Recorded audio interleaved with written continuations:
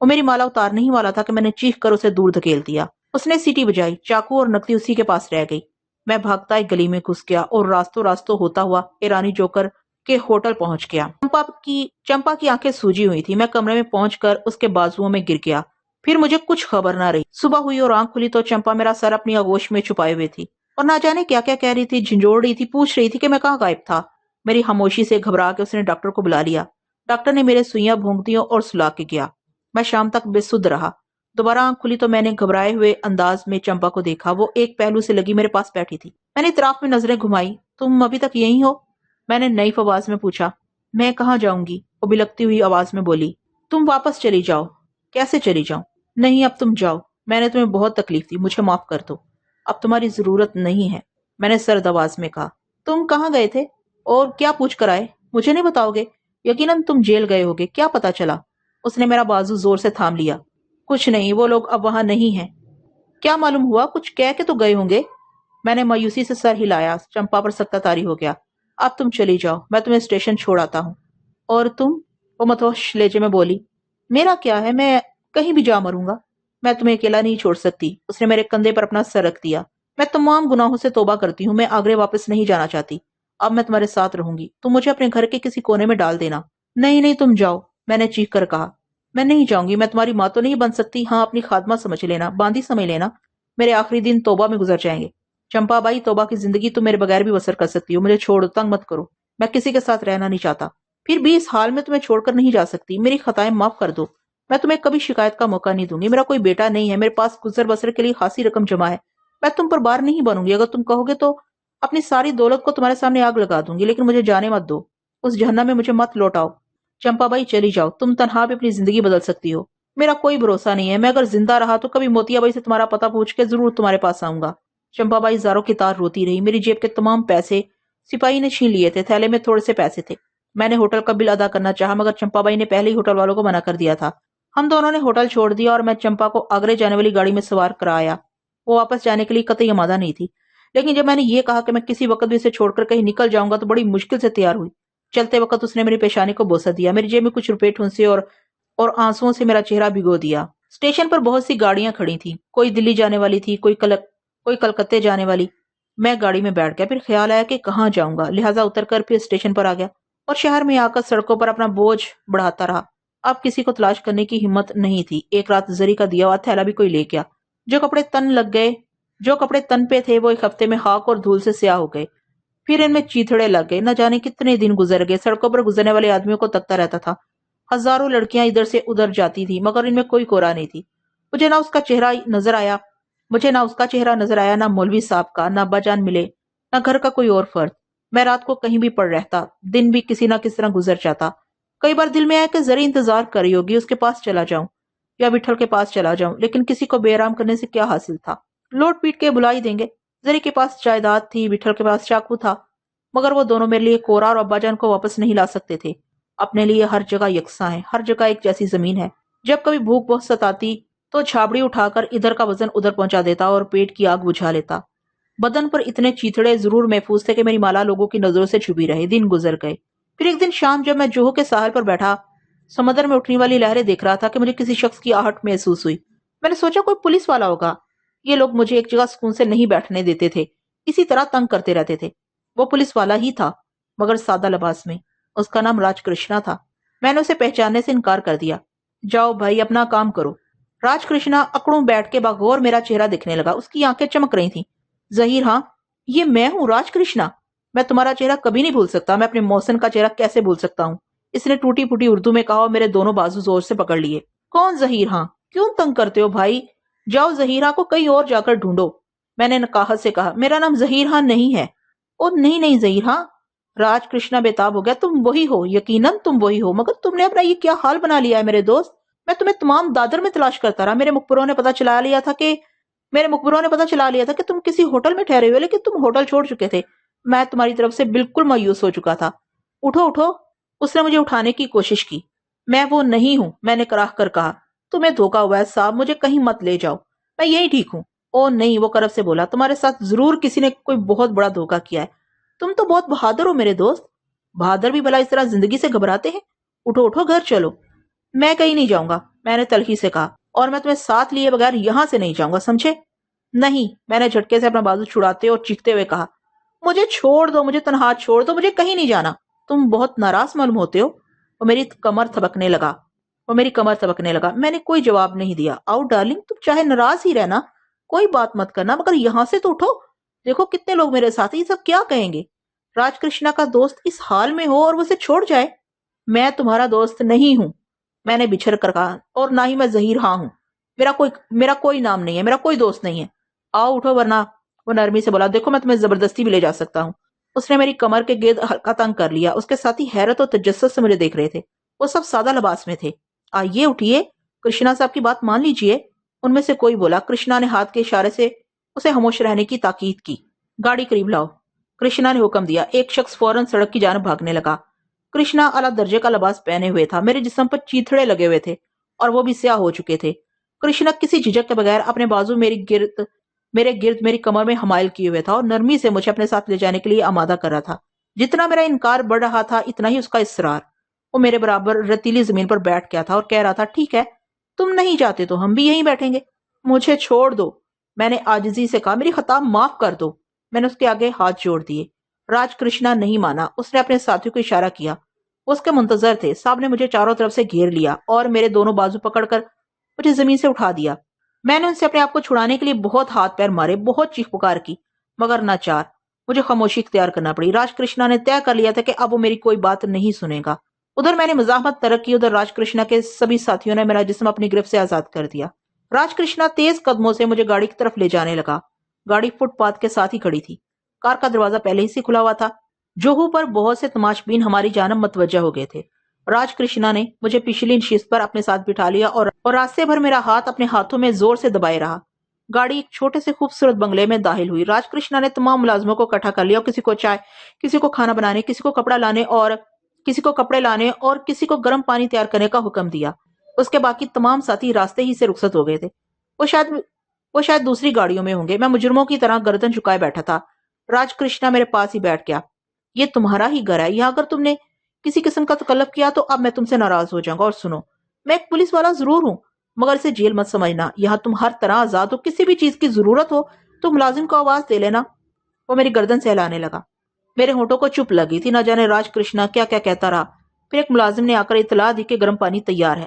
راج کرشنا نے مجھے غسل خانے میں دھکا دے دیا۔ وہاں لباس پہلے ہی تیار رکھا تھا۔ میں نے اپنے پھٹے ہوئے کپڑے اتارے تو میرے جسم پر صرف مالا رہ گئی۔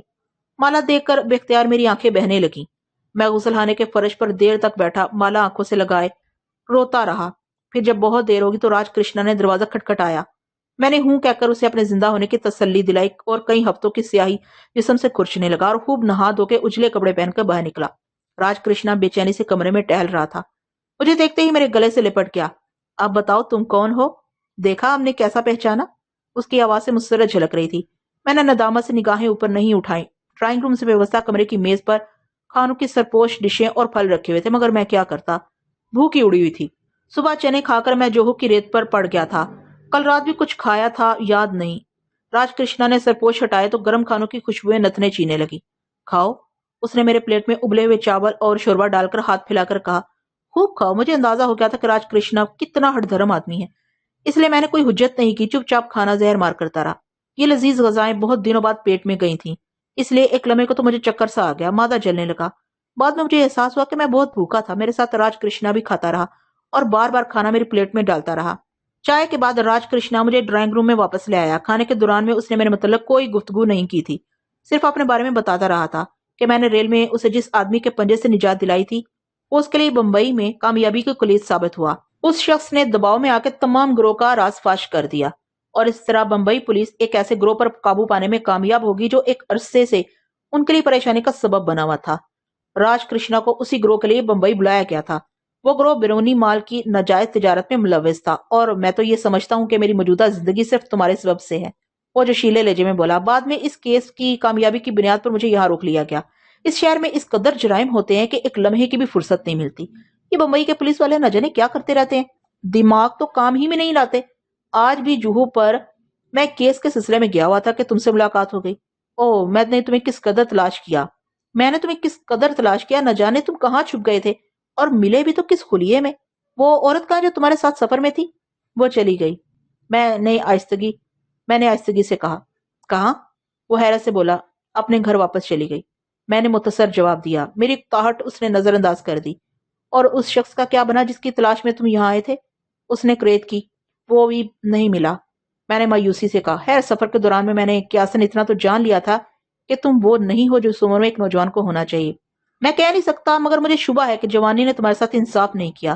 تم مناسب سمجھو تو مجھے کچھ بتاؤ، اس طرح تمہارا جی ہلکا ہو جائے گا۔ اگر میں تمہارے کسی کام آ سکتا ہوں تو میری طرف سے ہر خدمت حاضر ہے۔ تم میرے بارے میں جانتے ہو، میں پولیس کا ایک خاصا بڑا افسر ہوں۔ ممبئی میں میری حیثیت ایک ایڈورٹائزر کی ہے، لیکن میں ان لوگوں پر بھروسہ نہیں کرتا، اپنی اسکیموں پر خود عمل کرتا ہوں۔ جوہو پر جو لوگ میرے ساتھ ہیں سب کے سب بمبئی پولیس کے بڑے بڑے عہدیدار ہیں۔ تمہارے ساتھ اگر کسی نے زیادتی کی ہو تو مجھے بتاؤ، وہ شخص کہیں بھی ہو اسے ہندوستان بھر میں تلاش کراؤں گا۔ وہ خود ہی سب کچھ کہتا گیا، پھر اسے خیال آیا تو وہ جھم کر بولا، میں نہ جانے کیا کیا کہہ گیا ہوں۔ ہاں تو تمہارے ساتھ کیا واقعہ پیش آیا میرے دوست، کچھ بتاؤ تو۔ اس نے اشتیاق سے کہا، کچھ بھی نہیں، بس وہ مجھے نہیں ملا۔ میں نے بیزاری سے کہا، یہ تو کوئی بات نہ ہوئی۔ اس کے چہرے پر الجھن اویاں تھی۔ یہ تو کوئی بات نہ ہوئی، اس کے چہرے پر الجھن اویاں ہوئی۔ بہرحال تم کچھ بتانا نہیں چاہتے۔ خیر کبھی کبھی آدمی اس منظر پر پہنچ جاتا ہے جہاں ہر طرف سے مایوس ہو جاتا ہے اور کسی سے کچھ کہنا سننا نہیں چاہتا۔ اب یہ بتاؤ تمہیں آرام کرنے کی خواہش ہے یا میں تمہیں بمبئی گھماؤں؟ میں واپس جانا چاہتا ہوں۔ وہ ہنسنے لگا، اب تم گرفتار ہو گئے ہو تو میری مرضی سے جاؤ گے اور سنو میں تم سے وعدہ کرتا ہوں تمہارے کسی معاملے میں حرج نہیں ہوگا، لیکن تم ٹھہرو گے یہیں۔ میں ایک بالکل تنہا آدمی ہوں، میری ماں مدراس میں رہتی ہے، اگر یہاں بمبئی میں دیر ہوگی تو میں انہیں بلا لوں گا۔ وہ تمہیں دیکھ کر بہت خوش ہوں گی کیونکہ تم وہ شخص ہو جس نے ان کے بیٹے کی جان بچائی ہے۔ وہ دل کی بہت اچھی ہیں۔ میں اس وقت یہاں اکیلا ہوں، تمہیں کوئی ڈسٹربنس نہیں ہوگی۔ میں تمہیں بالکل نہیں چھوڑوں گا۔ پھر تمہیں یہاں رہنے میں کیا عذر ہے؟ میری مانو، جانے کا ارادہ ملتوی کر دو، یہیں رہو۔ وہ ملتجی لہجے میں بولا۔ میں نے سپر ڈال دی۔ میری آمادگی دے کر راج کرشنا نے مجھے گلے سے لگا لیا۔ میری داڑھی بڑی ہوئی تھی، اس نے میرے سامنے شیونگ کا سامان رکھ دیا۔ وہ مجھ سے ایسا برتاؤ کر رہا تھا جیسے میری اس کی برسوں سے شناسائی ہو۔ مجھے اس کے رویے سے شرم آنے لگی۔ میں نے شیو بنا لیا تو اس نے آئینہ میرے چہرے کے مقابل رکھ دیا۔ اب ذرا اپنا چہرہ خوب غور سے دیکھ لو، پہچاننے کی کوشش کرو، بتاؤ کہ کیا اتنے دلکش چہرے والے نوجوان کو زندگی سے اس قدر مایوس ہو جانا چاہیے؟ صبح میرے ساتھی تمہیں دیکھیں گے تو پہچانے سے انکار کر دیں گے، کہیں گے کہ میں نے رات بھر میں کوئی جادو کر دیا ہے، وہ مجھے کوئی دیوتا سمجھیں گے۔ وہ شگفتگی سے بولا، وہ حلیہ ٹھیک لگ رہا تھا یا یہ؟ کرشنا بابو، میں نے اپنی آواز سنبھالنے کی کوشش کی، یہ تو باہر کا حلیہ ہے، اندر کا حلیہ نہیں سنبھلتا۔ میری آواز حلق میں چرمرا کر رہ گئی۔ میں کہنا چاہتا تھا کہ اندر نہ تو شیو ہوتا ہے، نہ غسل، نہ لباس تبدیل کیا جاتا ہے، اور نہ اس پر صابن لگتا ہے، نہ پاؤڈر۔ وہ بھی ضرور سنبھلے گا، کرشنا پر امید لہجے میں بولا، وہ بھی سنبھلے گا، لیکن دونوں حلیے ایک ساتھ خراب ہو جائیں تو یہ بڑی تشویشناک بات ہے، بلکہ بری بات ہے۔ رات کو سونے کے لیے راج کرشنا نے اپنا شب خوابی کا لباس دیا۔ اس کمرے میں ریڈیو بھی تھا اور گراموفون ریکارڈر بھی، کتابیں بھی تھیں اور رسائل بھی تھے۔ میں نے کوئی چیز نہیں چھوئی۔ پھر راج کرشنا اپنے کمرے میں چلا گیا۔ میں نے آنکھیں بند کر لی۔ چمپا کے جانے کے بعد اب جا کے کہیں نرم بستر نصیب ہوا تھا، لیکن مجھے نیند نہیں آئی۔ میں نے سوچنا ہی بند کر دیا تھا۔ راج کرشنا نے مکوی غذائیں کھلا کے اور نرم بستر دے کر مجھے پھر سوچنے کی اذیت میں مبتلا کر دیا تھا۔ اسے کیا معلوم تھا کہ یہ چیزیں مجھے راس نہیں آتی۔ صبح اٹھ کے راج کرشنا پھر میرے جسم میں تنکے چبوئے گا۔ کوئی آدمی کسی آدمی کو اس طرح قبول نہیں کرتا جیسا وہ نظر آتا ہے۔ اس کی نسل، اس کا شجرہ، اس کا عہدہ اور پتہ جاننے کی خواہ مخواہ فکر لگی رہتی ہے۔ گویا آدمی کچھ نہیں ہوتا، اس کا نام پتہ سب کچھ ہوتا ہے۔ اب اگر کوئی اسے چھپانا چاہے اور اس کے لیے کوئی اچھا ذکر نہیں تو لوگ کیوں نہیں سمجھتے؟ مگر صبح اٹھ کے راج کرشنا نے مجھ سے کچھ نہیں پوچھا۔ ناشتے کے بعد وہ مجھے گاڑی میں بٹھا کے بازار لے گیا اور بازار سے اس نے میرے ناپ کے جتنے تیار کپڑے مل سکے خرید لیے، باقی تیار کرنے کا آرڈر دے دیا۔ پھر اس نے میرے لیے 2 جوڑی جوتے، چپل اور دوسرا سامان خریدا۔ آپ پیسے ضائع کر رہے ہیں۔ اس نے میرے لیے تیل کی بوتل اور شیونگ کا سامان خریدا تو میں نے احتجاج کیا، یہ تمہارے لیے نہیں ہے، یہ سب کچھ ایک بالکل نئے آدمی کے لیے جس کی شکل و صورت اور قد وغیرہ تم سے ملتا جلتا ہے۔ وہ ہنس کر بولا، تم نے سنا ہوگا کہ ہندوؤں میں آدمی مر کے دوسرا جنم لے لیتا ہے، بس یہ سمجھ لو کہ آج سے تم نے بھی دوسرا جنم لیا ہے اور پچھلی کوئی بات تمہیں یاد ہی نہیں ہے۔ کرشنا بابو آپ… مگر اس نے مجھے کچھ نہیں کہنے دیا۔ گھر پہنچ کر اس نے مجھے اپنے سامنے نیا لباس پہنوایا اور دور کھڑا کر کے دیر تک مختلف زاویوں سے مجھے ناپتا تولتا رہا۔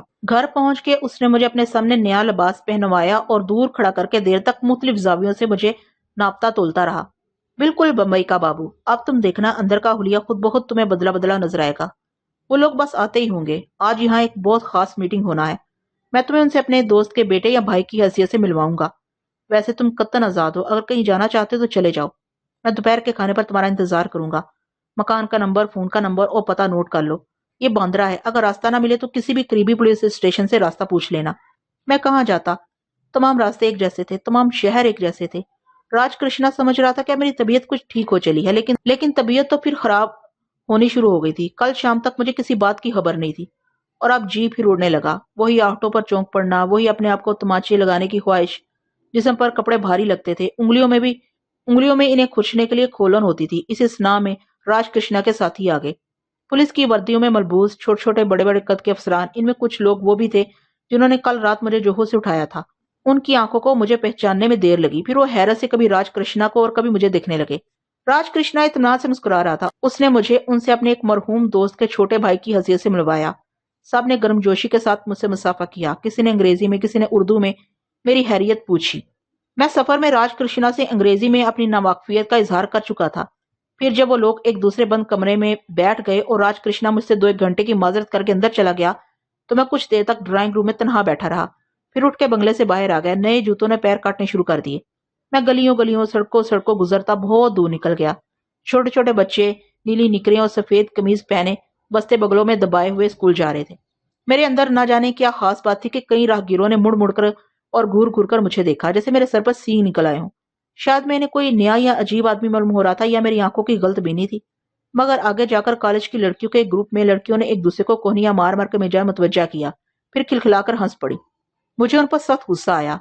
मैंने इन्हें घूर कर देखा, वो सहम गई। लोग हर जगह यही चाहते हैं कि आदमी के हाथ में चाकू हो और इसकी आंखें शोले उगल रही हों। मैंने वापसी का इरादा किया और गर्दन झुकाए हुए राज कृष्णा के बंगले की तरफ बढ़ने लगा। दरमियान में मेरे जी में आई कि यहीं से भाग निकलूं, क्योंकि मैं इस लायक ही नहीं हूं कि इंसानों के दरमियान रहूं। मेरी वजह से राज कृष्णा को फजूल तकलीफ होगी। इन पढ़े लिखे लोगों में मेरी बातें बदतमीजी समझी जाएंगी, और आदमी अपनी शक्कत से ज्यादा बदतमीजी बर्दाश्त नहीं कर सकता। मेरा जी तो बात करने को चाहता ही नहीं था। अच्छा है राज कृष्णा के उकताने और घर से धक्के देकर निकालने से पहले ही खुद ही उसका घर अपनी खाक और धूल की बोरी से पाक कर दूं। अभी मौका है। राज कृष्णा का घर दूर है, बंबई बहुत बड़ा शहर है। राज कृष्णा मुझे तलाश कर करके खुद ही थक जाएगा, और फिर मैं इस शहर में क्यों रहूं? मेरे लिए हर जगह एक जैसी है। मैं बम्बई ही छोड़ दूंगा। मैंने रास्ता बदल दिया, लेकिन कुछ दूर पहुंचकर मुझसे आगे नहीं चला गया। मेरे जिस्म पर राज कृष्णा के खरीदे हुए कपड़े थे। वो सुबह किस जोको शौक से मेरा लिबास खरीदने के लिए बाजार गया था। मैं चला जाऊंगा तो वो बहुत परेशान होगा। अगर उसने कहीं मुझे ढूंढ निकाला तो मैं उसके सामने आंख भी नहीं उठा सकूंगा। मैं अपने आप को सजनिश करता वापसी के रास्ते पर चल पड़ा। आखिर वही हुआ। राज कृष्णा मेरी तलाश में घर से निकल पड़ा था। वो मुझे रास्ते में मिला। मुझे डर हुआ कि तुम कहीं वापसी का रास्ता ना भूल गए हो। उसने मेरे लिए गाड़ी का दरवाजा खोलते हुए कहा, आओ, लंच पर तुम्हारा इंतजार हो रहा है। मीटिंग लंबी हो गई थी, इसलिए मैंने उन सबको रोक रखा है। तुम घबराओगे तो नहीं? वो घबराए हुए लहजे में बोला, मेरा मतलब यह है कि तुम हजूम के दरमियान में हबस तो महसूस नहीं करोगे? नहीं, मैंने मुख्तसर जवाब दिया। सड़कों पर भी हजूम ही है। आदमी को हजूम में रहने का आदी बनना चाहिए। इंसान इंसान से भागकर कहाँ जाएगा? घर करीब ही था। 5-6 मिनट बाद हम दोनों ड्राइंग रूम में मौजूद थे। मुझे छुरी और कांटे से खाने की तमीज नहीं थी। पहले मैंने उन लोगों को देखा और सिर्फ रोटियां खाने पर इक्तफा किया। मुझे अपनी फिक्र नहीं थी। अलबत्ता राज कृष्णा की इज्जत का ख्याल जरूर था। इतने बड़े अफसर का मेहमान बदसलीका है, मगर राज कृष्णा को जैसे कोई फिक्र ही नहीं थी। फिक्र होती तो वो अपने साथियों के साथ मुझे पहचानता ही नहीं, और उस हैबत कजाई में मुझे अपने घर लाता ही नहीं। चनाचा मैंने आजादी से खाना शुरू कर दिया। शायद राज कृष्णा ने मेरी अदम मौजूदगी में उन सबसे कह दिया था कि मुझसे कोई पुरानी बात पूछने की गलती ना करें, इसलिए उन सबका बर्ताव बहुत लिहाज और मुरब्बत का था। फिर भी मुझे अपनी जानब उठी हुई उनकी दिलचस्प और सरागरसा नजरें जहर लग रही थी। राज कृष्णा गालबन ये कहना भूल गया था कि वो मुझे इन आंखों से भी ना देखे। दोपहर को राज कृष्णा अपने किसी काम के सिलसिले में घर से चला गया तो बंगले के मुलाजिम मेरे इतराफ में इस तरह मंडलाने लगे जैसे मैं ही उनका मालिक हूँ। वो मेरी जुबान से कोई हुक्म सुनने के मुंतजर थे। नौमर भिक्खू मुझ पर बतौर खास मेहरबान था और राज कृष्णा की तारीफ में मुंह सुखा रहा था कि ऐसा साहब उसे पहले कभी नहीं मिला। वो पहले मुलाजमों को खिलाता है, फिर खुद खाता है। भगवान करे वो मुश्किल तौर पर बंबई ही में रहे। भिक्खू जरा खुला तो मुझसे राजदराना अंदाज में पूछने लगा, साहब एक बात बताओ। मैंने इस बात में सर हिलाया। उसने इधर उधर ताक कर पूछा, ये अपने साहब ने शादी क्यों नहीं बनाई? मुझे क्या मालूम, मैंने तुर्शी से जवाब दिया। वो डर के एक कदम पीछे हट गया। मुझे अपने लहजे की सख्ती का फौरन एहसास हुआ। मैंने नरमी से कहा, ये बात साहब ही से पूछना। उसके चेहरे की बशाशत लौट आई और वो पूछने लगा, साहब आपने आपने आपकी शादी हो गई? बेगम साहब को साथ क्यों नहीं लाए?